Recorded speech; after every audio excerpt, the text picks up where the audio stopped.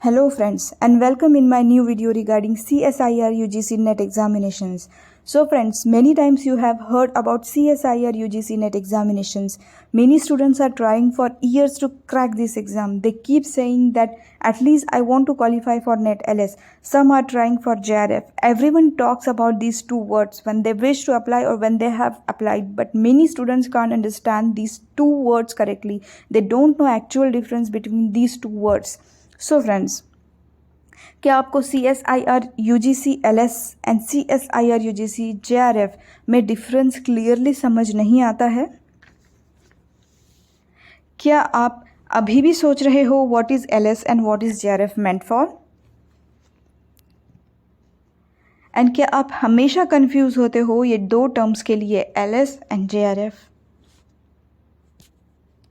और अगर आपका जवाब इन सारे क्वेश्चंस के लिए यस है, so don't worry friends, this video is to make you understand what is JRF and what is LS with their significance and uses. After watching this video, you will understand these two words completely without any confusion. But before starting this video, I have a request for viewers. Please subscribe my channel to get videos on CSIR NET live science exam. You will get best videos on many topics, numerical problems, old question paper solution, etc. So please subscribe my channel. Now let's go ahead and let's understand. एक चीज़ याद रखें friends के CSIR and UGC ये दो exam conducting bodies है. ये दोनों bodies मिलकर नेट एग्ज़ाम कंडक्ट करते हैं.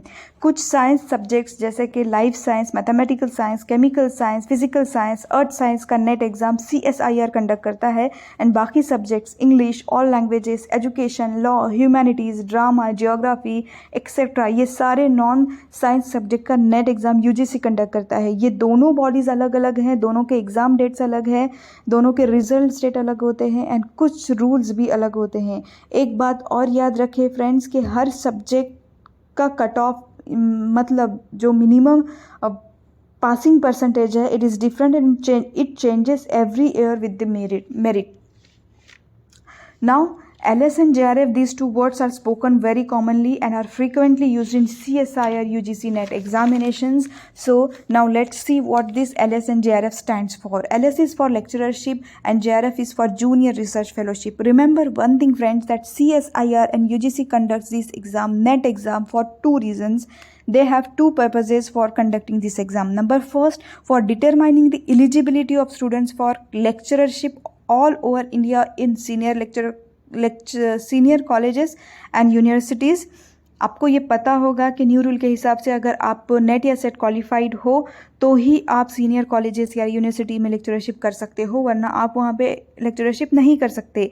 And second purpose of CSIR and UGC is for determining the eligibility of students for JRF. So ये JRF स्टूडेंट को CSIR and UGC monthly fellowship मतलब पैसे सैलरी जैसे देता है. एंड ये JRF होल्डर CSIR लैब्स जो कि टॉप रिसर्च इंस्टीट्यूट है वहाँ पर एंट्री कर सकते हैं एंड वहाँ पे PhD कर सकते हैं, या कोई भी सिंपल कॉलेज या यूनिवर्सिटी पे PhD कर सकते हैं.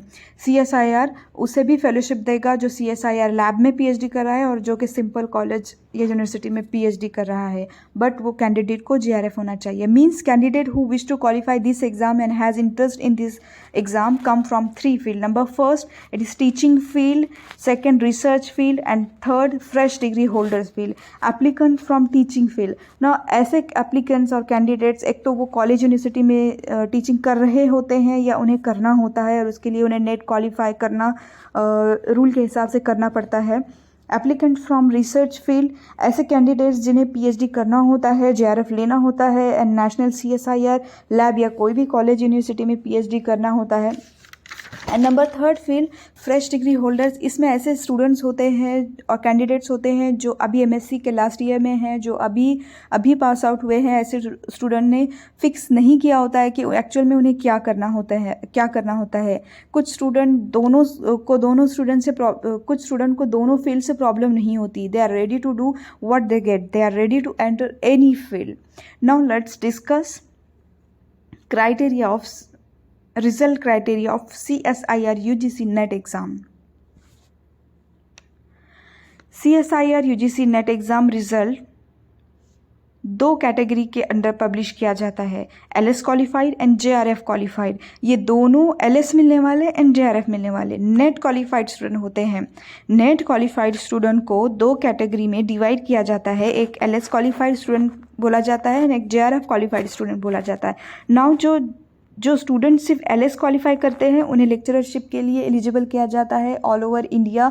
वो कहीं भी ऑल ओवर इंडिया लेक्चरशिप कर सकते हैं सीनियर कॉलेजेस एंड यूनिवर्सिटी में, इन्हें फेलोशिप नहीं दी जाती।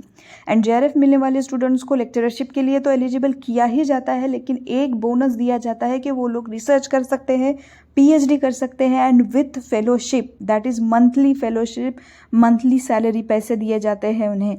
JRF qualified student CSIR lab national institute में भी एंट्री कर सकते हैं, जो कि नॉन क्वालिफाइड कैंडिडेट्स नहीं कर सकते। अगर जेआरएफ मिलने वाले स्टूडेंट को रिसर्च करना नहीं है, उसका इंटरेस्ट नहीं है, उसका इंटरेस्ट सिर्फ टीचिंग में है, तो वो अपने मर्जी के मुताबिक रिसर्च को छोड़कर टीचिंग फील्ड में जा सकता है, लेकिन याद रखें उसे टीचिंग के लिए फेलोशिप नहीं मिलेगी।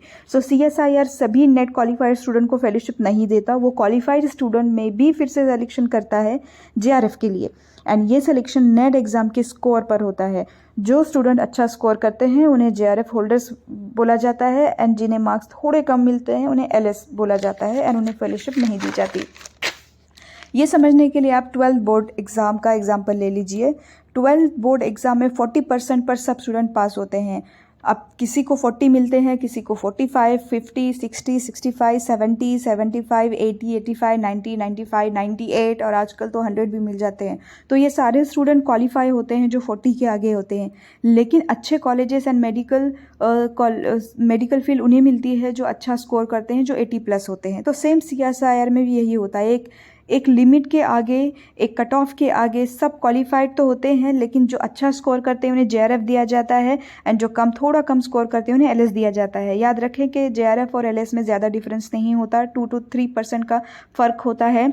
एलएस का कट ऑफ 48 to 50 तक होता है एंड जेआरएफ का कट ऑफ 51 to 53 तक होता है। So what CSIR and UGC do, they decide a cut off passing percentage for qualifying exam, and this is cut off for LS also. Then one more cut off percentage is decided for JRF according to that year's merit. Look at the figure, आप समझोगे better. जो stairs पे हैं students वो सब qualified हैं net, जो stairs पे नहीं हैं, जो स्टेयर्स के नीचे है वो अनक्वालिफाइड स्टूडेंट्स है। अब जो सबसे टॉपर है वो टॉपर होगा, जो minimum passing cut off percentage है वो LS कट ऑफ है, एंड LF कट ऑफ भी है, एंड LS कट ऑफ से JRF कट ऑफ के बीच के सारे स्टूडेंट्स LS होल्डर्स है, and from JRF cut off applicants and candidates are JRF qualified candidates. Okay, so आप बोल रहे होंगे क्या बेनिफिट मिलेगा JRF गॉट स्टूडेंट्स को? तो वो PhD कर सकते हैं मंथली सैलरी के साथ, जो कि 35,000 से भी ज़्यादा होती है। And important and big benefit is that they can get top national CSIR research institute for their PhD। अगर उधर नहीं जाना है तो आप कोई भी कॉलेज यूनिवर्सिटी में PhD कर सकते हो, आपको फेलोशिप वहाँ पे भी मिलेगी। अगर ये भी नहीं करना है, PhD नहीं करना है, तो आप फेलोशिप रिफ्यूज़ कर सकते हो एंड आप लेक्चरशिप के फील्ड में एंटर कर सकते हो।